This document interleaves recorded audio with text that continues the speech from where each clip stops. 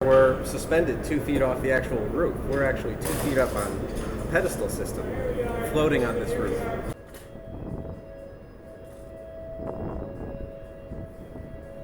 So the question was, how do you put a closer, how do you get a pivot closer nonetheless, indoors like this?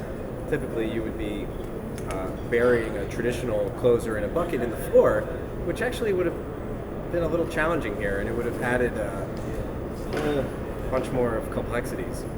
So when they realized they didn't have to put a bucket in the floor, and that you can put the Fritzjurgens in the door, it all really started coming together then.